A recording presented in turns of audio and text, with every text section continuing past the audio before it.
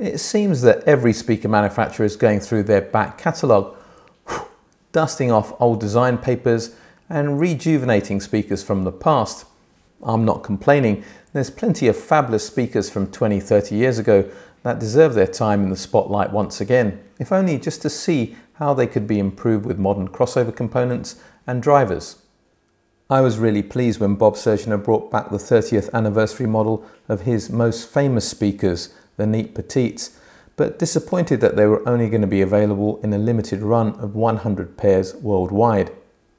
They went down such a storm with dealers, reviewers and the lucky customers that were able to nab a pair that Bob decided to tweak the design a little bit further and bring the neat Petite Classics into production. I reviewed them back in November 2022. To say that I was impressed with the Petite Classics would be an understatement. They were contenders for my speakers of the year and certainly the best in their market segment. When the floor standing Elites were announced recently, I was understandably enthusiastic to get my hands on them. The original Elites always sat in the shadow of the limelight bestowed upon their stand mount siblings, but these are not merely Petites in a larger box. They may have the same tweeters, but they have different crossover components and mid-woofers taken directly from the flagship Neat range. Could these finally be the Neat speakers to outshine the legendary Petites?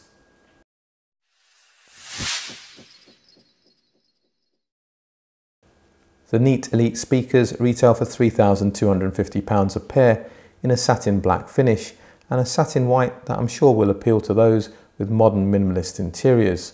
I'm more of a traditionalist, so I'm really pleased that the real wood veneer options are available at launch in walnut and oak, only increasing the outlay to £3,499.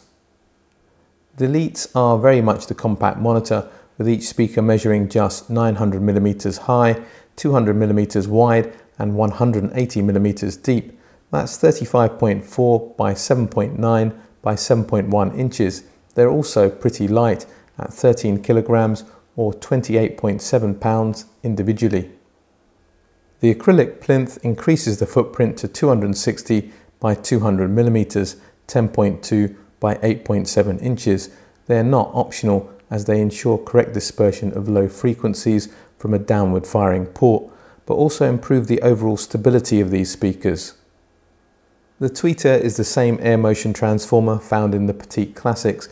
I went into quite a bit of detail of how an AMT works, its benefits and drawbacks in that review, so if you want more detail, please click the link in the description. The mid-woofer is different to the mineral-filled polypropylene cone-based driver found in the Petites. Here we have a 140mm 5.5-inch dope paper cone driver taken directly from Neat's flagship Ultimatum range. On the rear you find one set of speaker binding posts of pretty standard quality. There's a second port tuned to a different frequency and Q factor than the downward firing port. This staggered base loading is something also found on the Neat Petites. Again, more technical details are covered in that review.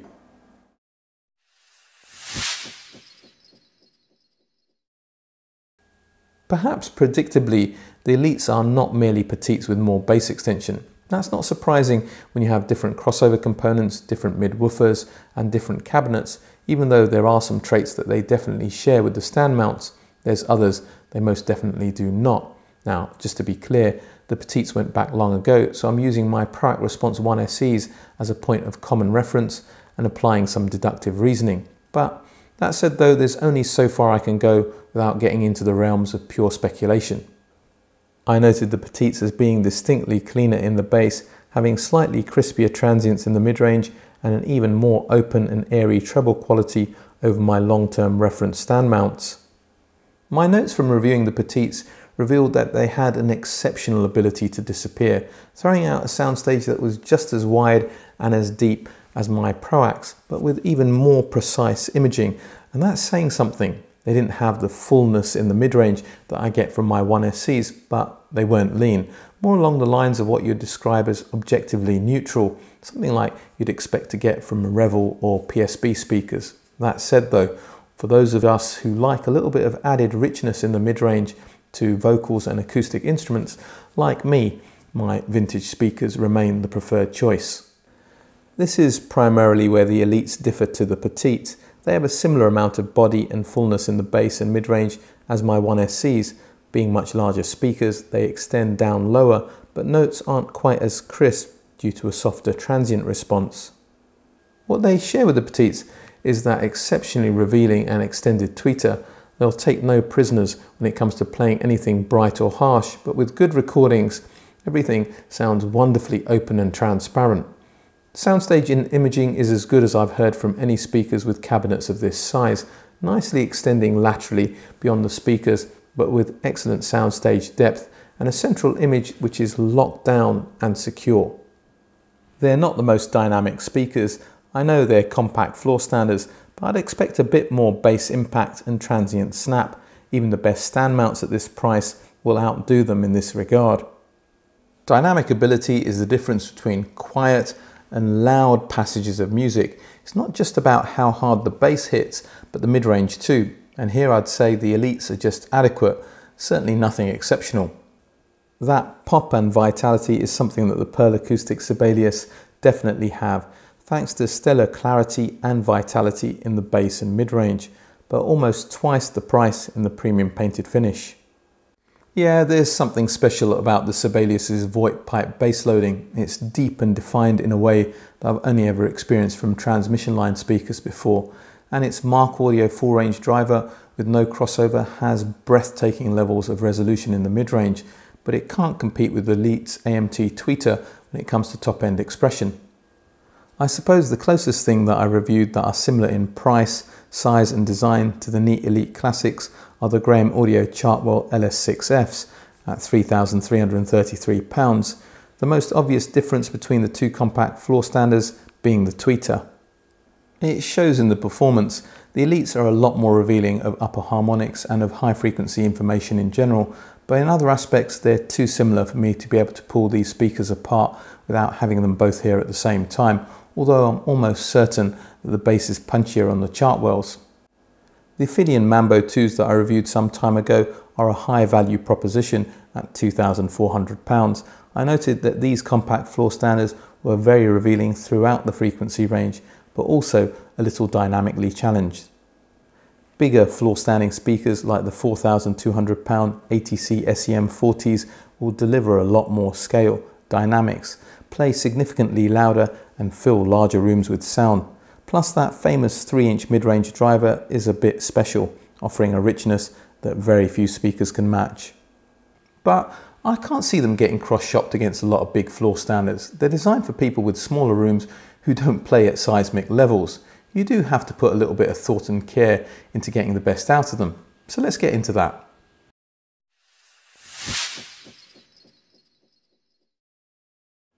I know, I normally tell people to pull speakers well away from the walls to reduce time smearing effects, but these Elites actually work well with a bit of bass reinforcement from the wall behind them, and I suspect they've been tuned for this purpose. I don't think for a moment they go down to the claimed 25 Hz, but they have very good bass extension for speakers of this size. At the end of the day, speaker placement is all about tuning and trading one characteristic for another. Close to wall placement adds bass weight and extension, normally at the expense of bass definition. The Elites don't muddy up close to walls as much as most speakers that I've encountered, with bass definition that remains more than acceptable, but not class leading. Getting the tone right was also a little bit unconventional with these speakers. I certainly wouldn't have the tweeters pointing directly at my ears.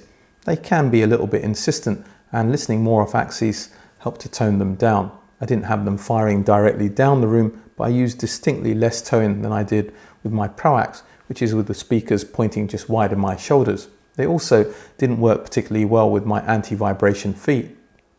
The Elite sounded cleaner in the bass with the supplied spikes. That's probably more to do with getting them to the right height, allowing correct dispersion of low frequencies from the downward firing port, rather than the benefits of coupling versus decoupling speakers. In summary, I see the Elites being placed in small to medium sized rooms and fairly close to walls, but some experimentation is necessary to get the best out of them. They play really well at low volumes and at moderate volumes, but they're certainly not for the headbangers out there rocking out at over 90 decibels. As for amplification, they're pretty unfussy Officially they're rated at 86 decibel sensitivity into 8 ohm loads, but they do drop down to a minimum of 5 ohms, so they're fairly easy to drive speakers.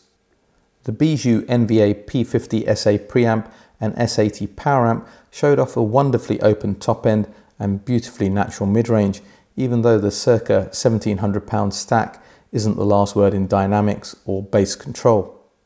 Well, with 35 watts per channel on tap, you're not going to get everything, but I simply love what those little amplifiers do. If you take the bass frequencies and put them aside, what they do in every other regard is simply magical, and I doubt can be beaten for the money. My Exposure 2510 is a similar price to the NVAs. It trades a little bit of timing and resolving ability for bass that's kept better in check and delivered with greater impact. Overall, I'd say that the Exposure 2510 is a better bedfellow for the elite speakers than the little NVAs. It'll suit a wider range of musical tastes and listening environments, but those of you who listen to simple acoustic music, especially at lower volumes, should go for the NVAs. My Hagel H190 seldom lets me down and delivered the goods yet again. The benefit of clean power was not only improved dynamics, but the soundstage opened up as well. With 150 watts per channel and a decent power supply, the Hagel wasn't going to have any problem driving the elites, but more importantly, it was a great tonal match for these speakers. I think a lot has to do with the fact that the H190 didn't impose any sonic fingerprint on the speakers, but also has a very high damping factor. That helped to control the bass extremely well, especially with the elites placed close to walls. The NVA's big brothers are here for review, the flagship M600 monoblocks and the P50 SA preamplifier retail for £3,600, so keep an eye out for that review where I'll discuss how they paired with the elites.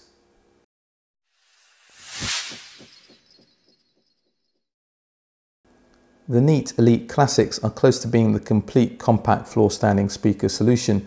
They're elegant, I think they look splendid in the real wood finish. They're also very resolving, natural in tone and work superbly well close to walls, which is their natural habitat.